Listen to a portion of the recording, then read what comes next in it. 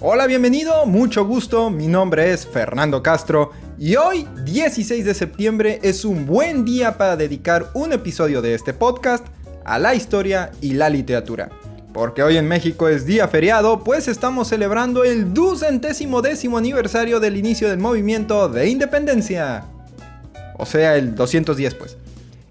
Dicen por ahí que la historia es como te la cuentan, y dicen también que cada quien cuenta como le fue en la fiesta. Y esas dos frases me parecen adecuadas cuando hablamos de historia, porque hay quienes amamos esta materia cuando estábamos en la escuela, o ahorita que lo estás, no lo sé, pero también hay quienes la odiamos. Si bien tiendo a creer que cada quien tiene ciertas materias que le son afines por naturaleza y para las que tienes cierta facilidad, y que por lo tanto te van a gustar independientemente de si tuviste buenos o malos maestros, también creo que tener un buen o mal profesor de historia puede ser determinante para que muchas personas se decanten por el gusto o el odio. A ti, ¿cómo te contaron la historia? ¿Cómo fueron tus clases de historia en la escuela? ¿Todavía te acuerdas? ¿El profesor te ponía a leer grandes textos aburridos para que hicieras resúmenes? ¿Era de los que te lanzaba el borrador? ¿Se ponía enfrente del grupo y narraba episodios aburridísimos? ¿O era de esos buenos maestros apasionados que trataban de compartir e infundir ese gusto que ellos tenían hacia sus alumnos? Te lo cuento, por ejemplo, en mi caso, yo recuerdo que me empezó a gustar la historia cuando estaba en primero de secundaria. En ese momento yo tenía un profesor de historia cuyo nombre no recuerdo, pero que recuerdo que lo apodábamos el frijolito. No voy a entrar en detalles. El punto es que el frijolito era lo peor para dar clases de historia. Era aburridísimo con ganas, como no tienes una idea.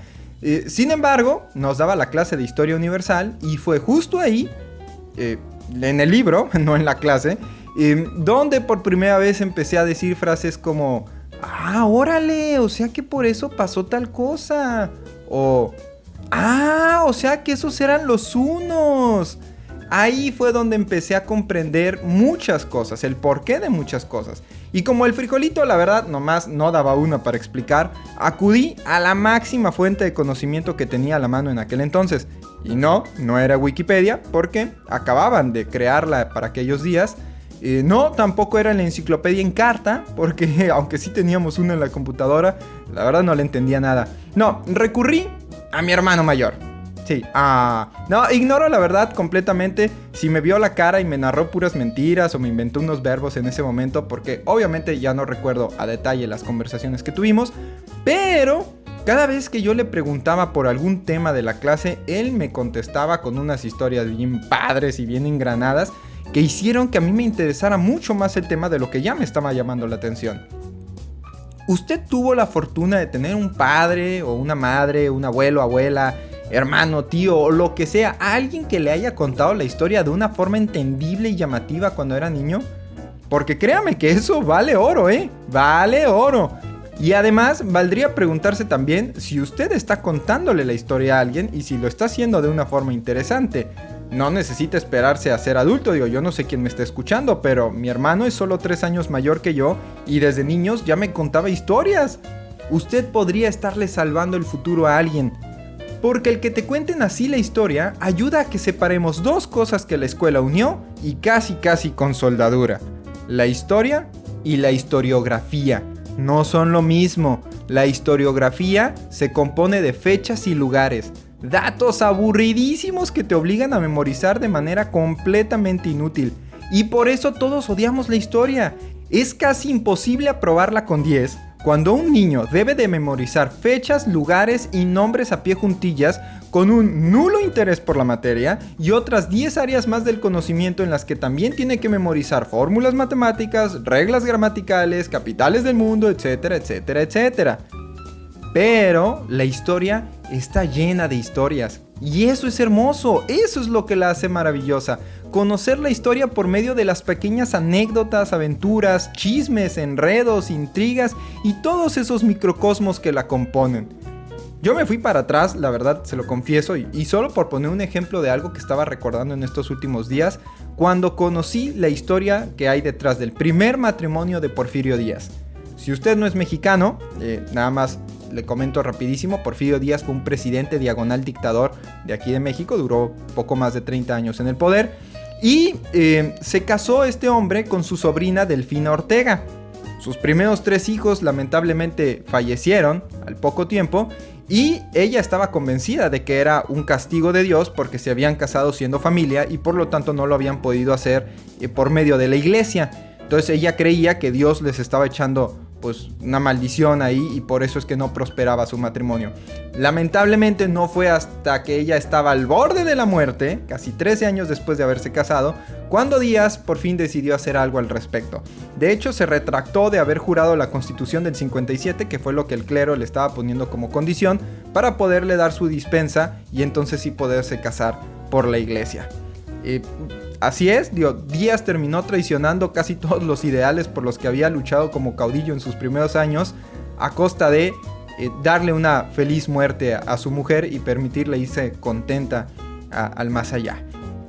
Pero cuando me contaron este breve episodio nacional, me lo contaron bien. No me lo contaron con esa aura rara y mágica que le ponen las escuelas y el gobierno a la historia oficial. Y ahora que ya mencioné la historia oficial, precisamente es aquí donde me gustaría comenzar a conectar el tema de la historia con la literatura.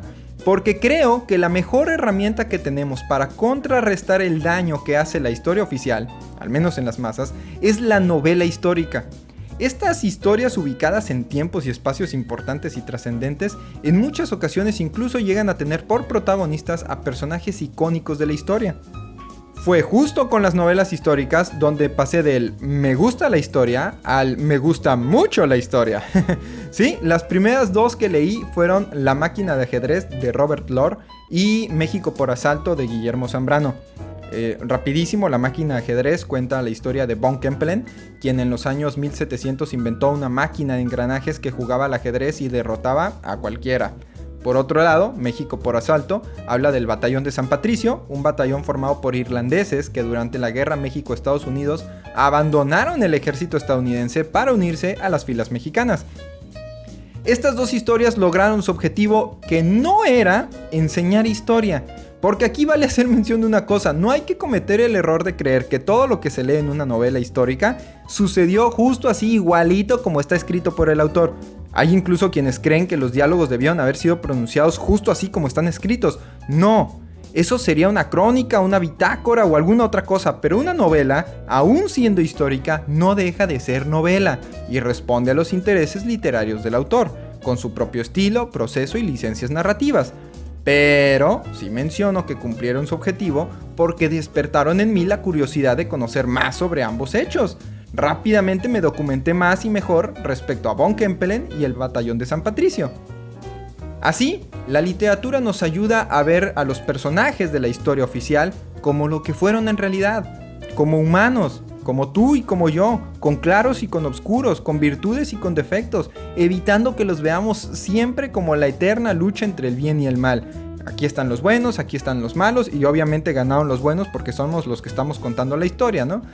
Hay un artículo buenísimo de Jorge Ibargüengoitia que se llama 60 años de gloria, donde usa el ejemplo de la Revolución Mexicana para contar cómo los hechos históricos, entre más lejos van quedando, más los idealizamos y deformamos. En este caso él menciona cómo los personajes revolucionarios siempre son divididos entre buenos y malos, cuando en realidad casi todos fueron ambas cosas. Fueron personas que lucharon por lo que creían mejor o más conveniente para ellos y para su gente.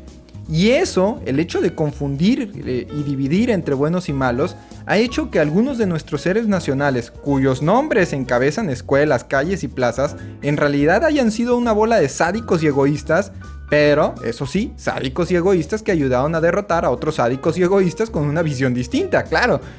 La historia se puede interpretar de 1000 maneras, y el gobierno, el que sea, no estoy hablando de uno en particular, en cualquier país y en cualquier momento, el gobierno siempre buscará la interpretación que más le convenga para sus fines políticos. No se deje usted engañar ni cometa el error de creer que la historia es aburrida, porque entonces va a creer lo que sea que le digan. Si la historia fuera aburrida, esta pandemia que hemos estado viviendo va a ser solo una página más de aburrimiento en los libros de historia dentro de unos años.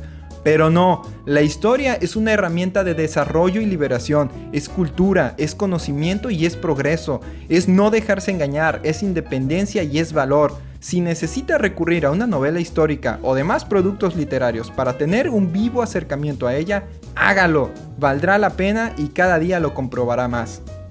Yo le doy las gracias por escuchar este podcast el día de hoy, le mando un fuerte abrazo, le mando muchas bendiciones, que Dios lo cuide y que tenga un día de rechupete. Nos estamos escuchando, a la próxima.